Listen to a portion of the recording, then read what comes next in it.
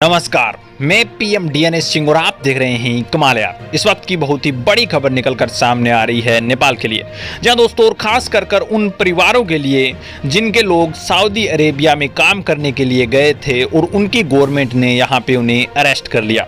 दोस्तों इसके अंदर क्या सऊदी अरेबिया की गलती है, क्या यहाँ पे नेपाली लोगों की कोई गलती है जिसकी वजह से वो अरेस्ट हुए हैं, इस विषय पर हम पूरी डिस्कस करने वाले हैं। और डिस्कस से आपको पता चलेगा कि कुछ जगहों पर जरूर सऊदी अरेबिया सही है, लेकिन कुछ एक जगहों पर सऊदी अरेबिया ने जो नेपाली लोगों को यहाँ पे अरेस्ट किया है वो कहीं ना कहीं बहुत ज़्यादा गलत भी है। किस प्रकार से हम ये बात कर रहे हैं तो वीडियो के अंत तक बने रहिए। और अगर आप चैनल पे नए हो तो चैनल को सब्सक्राइब करके बेल आइकन दबा लीजिए ताकि आपको अगला अपडेट भी सबसे पहले मिलकर। चलिए वीडियो को शुरू करते हैं। दोस्तों नेपाल के लोग हर जगह आपको काम करते हुए मिल जाएंगे। इसके साथ साथ चाहे किसी भी प्रकार का स्टडी हो वो भी आपको हर जगह नेपाली लोग मिल जाएंगे। यानी कि नेपाल के लोग यहाँ पे फेमस हैं आउट ऑफ कंट्री रहकर वर्क करने में, आउट ऑफ कंट्री रहकर यहाँ पे एजुकेशन लेने में, या फिर ऐसे कहें कि आउट ऑफ कंट्री रहकर कोई टैलेंट अर्जित करने के अंदर।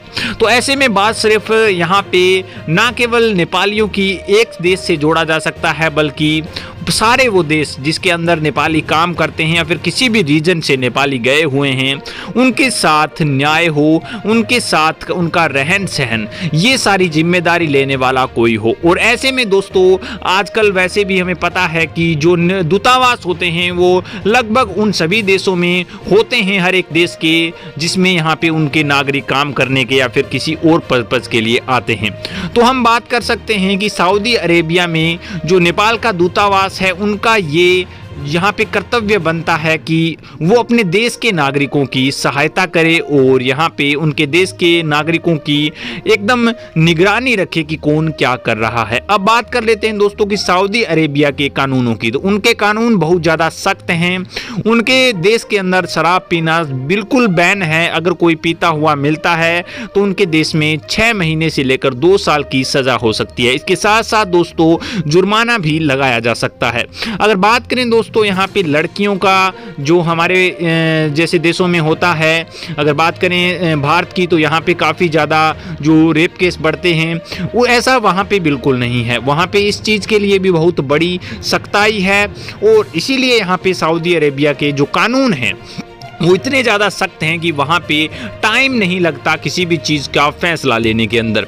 अब यहाँ पे जो नेपाली गिरफ्तार हुए हैं उनमें से कुछ एक नेपाली जो कि अवैध रूप से शराब पीने के मामले में गिरफ्तार हुए हैं और उनको छुटाया भी नहीं जा सकता, क्योंकि इसके अंदर नेपाली दूतावास भी कुछ नहीं कर सकता, क्योंकि उन्होंने गलत किया है तो उसकी सज़ा मिलनी ही पड़ेगी। इसके साथ साथ दोस्तों कुछ एक नेपाली जो कि अनलीगली रह रहे हैं, जो कि उनके पास वीज़ा नहीं है, अवैध रूप से रह रहे हैं, किसी भी तरह से अवैध रूप से रह रहे हैं, उन पर भी काफ़ी ज़्यादा समस्याएं आती हैं। तो उन पर समस्या इस प्रकार से आती है कि सऊदी अरेबिया के रूल के हिसाब से उनको ना किसी प्रकार का कोई बीमा मिलेगा और इसके साथ साथ उन्हें हॉस्पिटल, जब वो बीमार पड़ जाते हैं तो भी उन्हें हॉस्पिटल जाने में भी काफ़ी ज़्यादा दिक्कत आती है, क्योंकि उनके पास कोई वेरीफाइड वीज़ा या फिर वेरीफाइड यहाँ पे वरीयता नहीं होती रहने की, तो उनको भी काफ़ी ज़्यादा दिक्कतें आ रही हैं।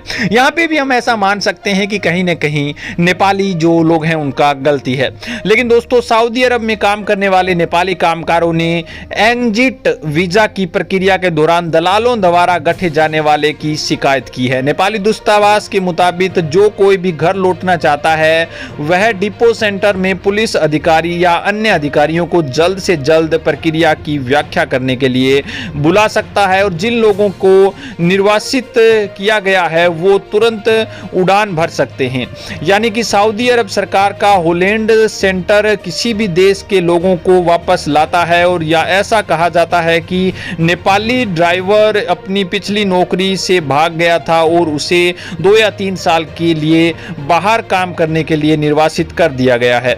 ऐसा कहकर यहाँ में बहुत बड़ा गुनाह माना जाता है और उस लगाए गए जुर्माने के कारण उसे घर लौटने के लिए रोक लिया जाता है। तो ये उनका यहाँ पे कहीं ना कहीं देखें तो नेपालियों की सही बात है कि उन्हें जिनका वीज़ा अब कैंसिल आउट हो गया है तो उन्हें जल्द से जल्द आप दूसरे देशों के अंदर या फिर अपने देश के अंदर भेजिए, ताकि उन्हें इस तरह की दिक्कतों का सामना नहीं करना पड़े। कुछ लोग ऐसे जरूर होते होंगे जो कि अवैध रूप से रहते हैं, लेकिन बाकी लगभग लोग ऐसे भी हैं जिनका अगर वीज़ा यहाँ पे कंप्लीट हो चुका है तो उसके बाद वो घर आने की सोच रहे हैं, लेकिन वो घर नहीं आ सकते, और लेकिन उनके ऊपर कानून वैसे ही काम करता रहता है, जो कि कहीं ना कहीं गलत है। लेकिन दोस्तों, इससे बड़ी गलत बात एक और लगी मुझे।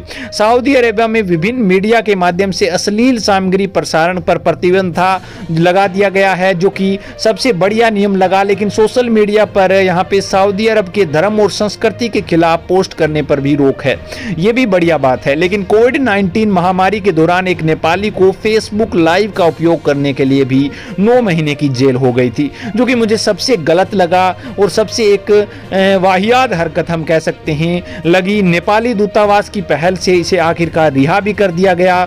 इसके लिए हम नेपाली दूतावास का यहाँ पे थैंक्स भी कह सकते हैं, और उसे नेपाल लौटा भी दिया गया, जो कि दोस्तों वास्तव में नेपाली दूतावास ने उनकी सहायता की। दोस्तों, आपकी क्या राय है? इस प्रकार से यहाँ पे टोटल अभी तक 200 नेपाली यहाँ पे अरेस्टेड हैं, जिसके अंदर कुछ एक लोगों की गलती है तो कुछ एक लोग अपनी परेशानियों के कारण वहां से नहीं निकल पा रहे हैं। आपकी क्या राय? इसके बारे में अपने विचार कमेंट सेक्शन में जरूर लिखिए। चलिए, आज के लिए इतना रखते हैं, आगे कोई नया अपडेट मिलता है फिर आपके सामने। वीडियो को लाइक कीजिए, शेयर कीजिए, और अगर आप चैनल पर नए हो चैनल को सब्सक्राइब करके बेल आइकन दबा लीजिए, ताकि आपको अगला अपडेट भी सबसे पहले मिल सके।